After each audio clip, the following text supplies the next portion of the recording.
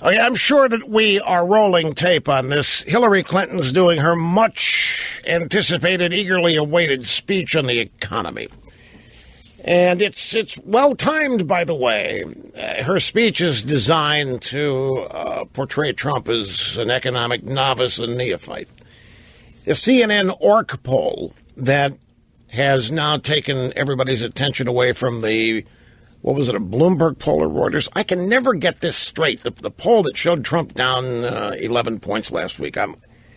Who was it? Bloomberg reported a Reuters poll or the other way? I don't care what it was. It was that what everybody was feeding off of.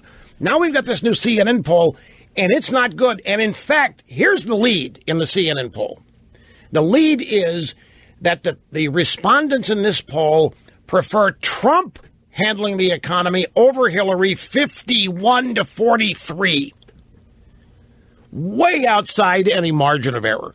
The people in this CNN, or this is why, when you look at CNN today and you watch some of their anchors and analysts talking about this, you're going to see long faces.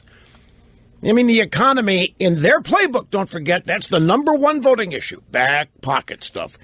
And to see that the people of this country prefer Trump and the way he would deal with the economy over Hillary, 51-43, that's not even close. You're going to see a lot of long faces, and you might even hear some of them admit that they are not happy with this poll, that they're bothered by it. Anyway, Mrs. Clinton's out there making a speech right now, and it's just filled with gobbledygook. One of the things she said is that Donald Trump has so little economic knowledge that he has no idea how President Obama and I grew the economy. Because you haven't grown the economy. Look at the GDP numbers every quarter. They are revised down. It's pathetic. There isn't any economic growth going on. The government's getting bigger. The government's collecting more revenue than ever before. But the American people are not earning more. And whatever more they're earning is being taxed. Then she went on to say that Donald Trump wants to strip away all the protections we have built in to once again make sure the banks can no longer crash this economy by making risky investments such as the subprime mortgage. And this is one of the biggest lies the Democrats continue to tell and get away with. The subprime mortgage crisis is traceable right back to Democrats in the Oval Office, specifically Jimmy Carter, but primarily Bill Clinton. They gave it to us. They are the ones still in bed with rich bankers and Wall Street firms, and we will continue. Folks, I'm telling you, Hillary Clinton ought to be the equivalent of a sitting duck in this campaign. If anybody on the Republican Trump side would just go into this with a little confidence instead of being afraid of her. That's always been the rub. Since the Clintons came on the scene in the 1990s, everybody has talked about the Clintons as though they fear them greatly. I mean, fear them, not just worry about them as opponents, but literally fear them. And I don't see it. They're not unbeatable. She's a walking contradiction. She's not a good campaigner. She's not a good candidate. Here. I just heard something else in the break. She's out there once again. The whole theme of this speech: how Trump is economically unfit, temperamentally unfit, said danger, and so forth. Part of this is because of the CNN poll showing the public much prefers Trump to deal with the economy than Hillary, 51-43. But she just went out there and said, Donald Trump made a fortune filing bankruptcies and ignoring creditors. How did you make your fortune, Mrs. Clinton? Making speeches to bankers. Now, here's the thing. To me, Hillary Clinton just got through trashing the banks, right? And she does it every time she opens them. Whatever the economy comes up, Hillary Clinton just trashed the banks. She accused them of nearly crashing the economy. She accused them of being selfish and self-focused. She accused them of taking risks that they should not have been permitted to take, and that she will no longer permit them to make those risky things like subprime loans and so forth. It's Sitting duck. Her husband demanded that they do it. Her husband sicked his attorney general on the banks to comply with the demand that they make loans to people that would never be able to pay them back, which is what a subprime loan is. Hillary Clinton trashes the banks every time he opens her mouth, and yet she made $21 million in 2 years making speeches to those very banks that she trashes every day. Now, you tell me there isn't some kind of a game being played here? You tell me the fix isn't in? She just said, we can't let Wall Street wreck Main Street again. Well, what does that mean? That means she's gotten all the money from Wall Street she needs for her campaign and her bank account. Now she can go out and start ripping them. This is the thing that gets this, to me, would be so easily refuted if we had an opposition party. And you don't need just the presidential candidate to do it. The whole Republican Party could be engaged in this. The banks. Yeah, I mean, look, I don't want to come across as a blanket defender here, but there's cause and effect.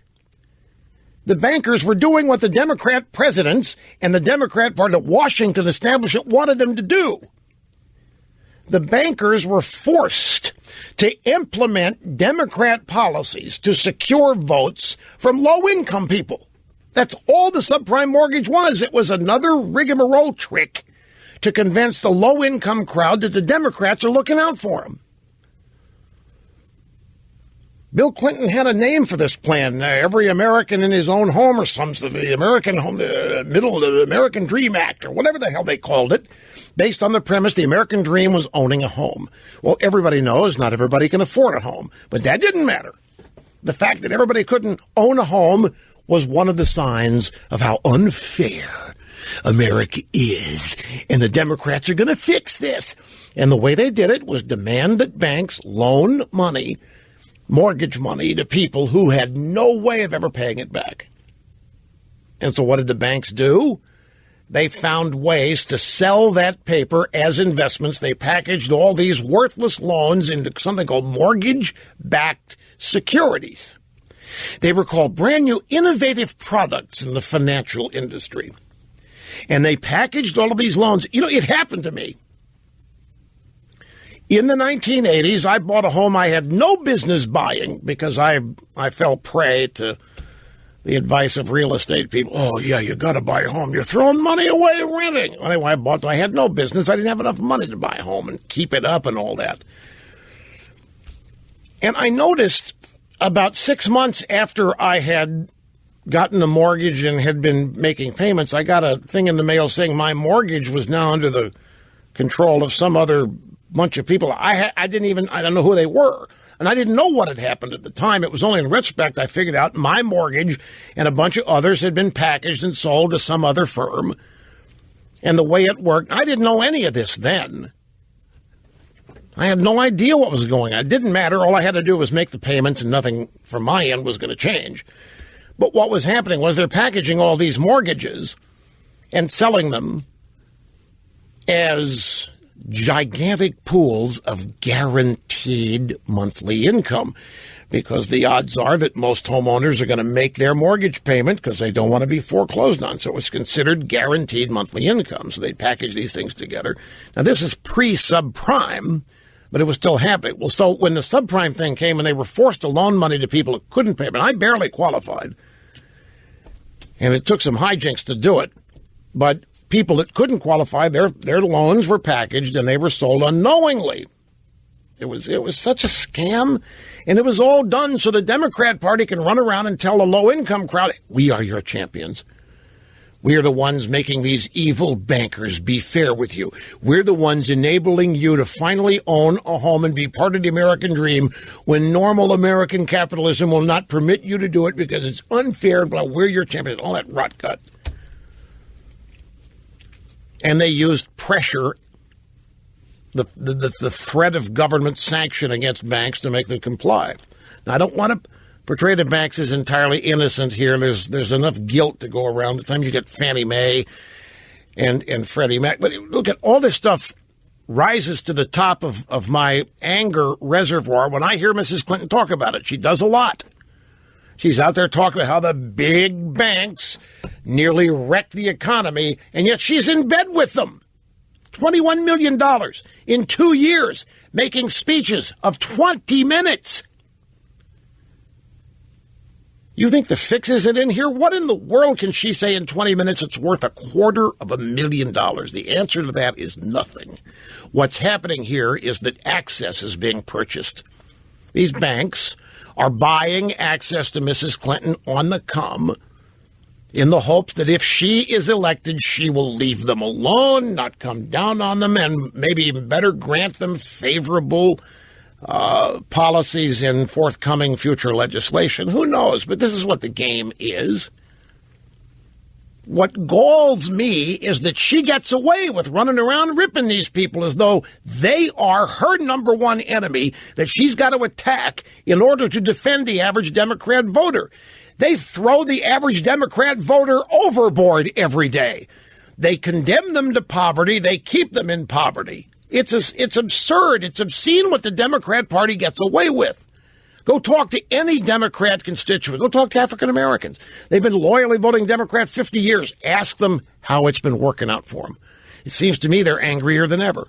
Seems to me they're more divided than ever. And every group in this country, ditto, particularly if they're voting for the Democrat Party, because Democrats are promising them utopia. They're promising them unity. They're promising them all that. And nothing but it's getting worse.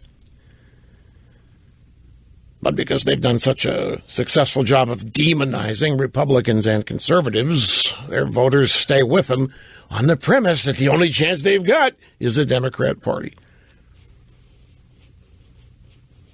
$21 million. She's out there attacking Trump for making a fortune filing bankruptcies and ignoring creditors. She makes a fortune by strong-arming people and selling access to her future presidency. I have to think, I could be wrong, I have to think if some of these low-information people, I know I could be wrong, but as she starts beating up on these bankers and trashing them and blaming them, what do you think would happen if we had a massive information campaign to make sure that every Democrat voter knew she made $21 million in 2 years making speeches to these people? What do you think would happen if we could successfully inform all of these Democrat voters that she and her husband and the entire Democrat Party are in bed with these bankers, and contrary to the Democrats ravishing these bankers and keeping them honest and all that, they're in bed with them? Because it's true, the average Democrat voter hates these banks. They hate Wall Street. They hate the big banks. They make the assumption that these are all Republican ties. There is no economic growth. Everything she's saying can be exposed as untrue, dramatically untrue. If there's anybody in this race that's unqualified, it's Hillary Clinton. Now, some of you, well, look at all the experiences. I don't give it experience. Let's talk about smart. She's not smart. She's wrong on everything she believes. Why isn't that a factor? Screw experience. She's wrong on everything. She's dangerous. She hasn't done anything to earn this job other than be Mrs. Bill Clinton and be loyal by making sure the things he's done outside the home have not come back to haunt him or her or the Democrat Party. That's why she's running for president, plus this quest for power that the Clintons all have. Anyway, the CNN poll shows that despite all this, Trump is preferred dealing with the economy 51 to 43. And well, as we go through the program today, you're going to hear some CNN infobabes talking about it. They know this is not good. This whole CNN poll, despite how they're trying to turn chicken you-know-what into chicken salad, they know it's not chicken salad. They know that there are big problems because Mrs. Clinton ought to be already elected based on their assumptions and views of Trump and the campaign as it has developed up till now. Let's take a brief time. I want to start getting your phone calls in this hour. We'll do it next. We get